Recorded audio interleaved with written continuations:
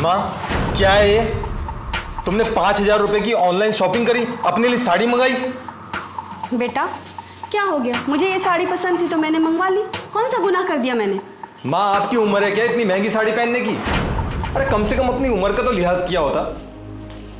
अरे आप इतना चिल्ला क्यों रहे हैं माँ जी पे? देखो ना, माँ जी ने 5,000 की साड़ी ऑनलाइन मंगा ली। थोड़ा सा तो सोचना चाहिए था ना माँ। पैसे क्या पेड़ पे उगते हैं क्या? अरे अपनी मेहनत से कमाता हूँ मैं। बेटा बहू भी तो अपने लिए ऑनलाइन साड़ियाँ मंगवाती है। मुझे अच्छी लग रही थी ये साड़ी इसलिए मैंने मंगवा ली। क्या गुनाह कर दिया मैंने? अरे तो माँ अपना कंपैरिजन तुम बहू से करोगी क्या? इसकी तो उम्र है पहनने की। अब अपनी उम्र देखो और इसकी उम्र देखो। तुम्हारी उम्र भजन कीर्तन करने की है, ना कि ये महंगी महंगी साड़ियाँ पहनने की। कुछ तो उम्र का लिहाज करो। बेटा क्या बोलने जा रहा है? मुझे कुछ समझ नहीं आ रहा। तेरी बातें मुझे चुभ रही है, दर्द दे रही है। अच्छा तो मेरी बातें चुभ रही हैं आपको? माँ मैं कहीं बाहर से पैसे तोड़ के नहीं लाता हूँ, पूरी मेहनत करके लाता हूँ, तब इस घर का खर्चा चलता है। और तुम उसी पैसे को ऐसी फिजूल उड़ाती रहोगी तो क्या मुझको अच्छा लगेगा? बोलो आप।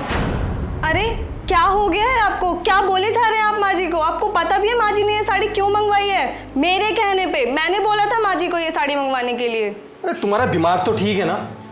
तुम अपने लिए कुछ मंगाती तो समझ में आता, कुछ मेकअप का सामान मंगाती तो समझ में आता, लेकिन तुमने माँ जी के लिए क्यों मंगाई? और हाँ, इन्होंने ना अपनी उम्र में सारे शौक पूरे कर लिए हैं, समझी तुम? इनको बस अब भजन कीर्तन में मन लगाना चाहिए, सत्संग में जाना चाहिए, और तुम इनके साथ मिलके तुम मेरे पैसे वेस्ट कराई जा रही हो। बस राहुल बस, बहुत बोल लिया तुमने। तुम्हारी जानकारी के लिए मैं बता दूं, ये जो साड़ी मम्मी जी ने मंगवाई है ना, पापा जी की पेंसिल से मंगवाई है। मम्मी जी से मैंने बोला था कि मैं पे कर देती हूँ या फिर राहुल पे कर देंगे, आके कैश ऑन डिलीवरी कर दीजिए, लेकिन मम्मी जी ने बोला नहीं बेटा, राहुल बहुत मेहनत करके कमाता है। मम्मी जी को फिर भी मैंने समझाया कि नहीं मम्मी जी हम लोग पे कर देंगे, लेकिन मम्मी जी ने मना कर दिया, क्योंकि मम्मी जी चाहती थी कि हम दोनों के पैसे से वो कुछ भी ना ले, सिर्फ हम दोनों अपने ऊपर खर्चा करें। मम्मी जी ने इतना सोचा और तुम इन्हें ही सुना रहे हो?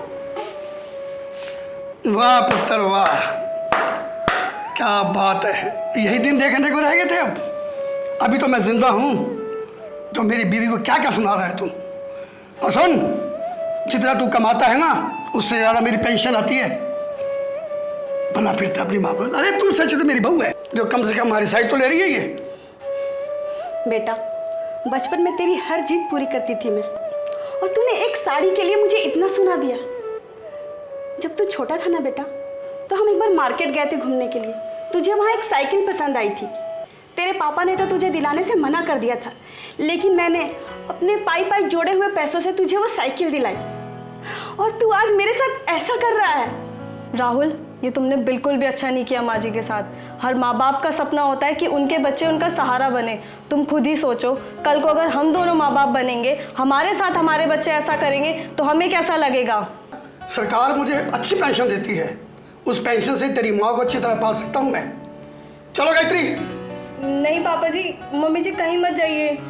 हमने यहाँ नहीं रहना। आप पापा जी, मम्मी मुझे माफ़ कर दे, मुझसे बहुत बड़ी गलती हो गई। मुझे आपको ऐसा नहीं बोलना चाहिए था माँ। पता नहीं क्या मेरे दिमाग में आ गया। मुझे ऑफिस की इतनी टेंशन थी और ऑफिस का सारा गुस्सा मैंने आप पे उतार दिया माँ। मुझे माफ़ कर दो। और पापा कहीं जाने की ज़रूरत नहीं है, प्लीज़। कोई बात नहीं बेटा। पापा को समझाओ माँ। कोई बात नहीं जी, ये हमारा बेटा ही तो है, इसे माफ़ कर दीजिए। सुबह का भूला अगर शाम को घर लौटा है तो उसे भूला नहीं कहते। जैसा तुम कहो।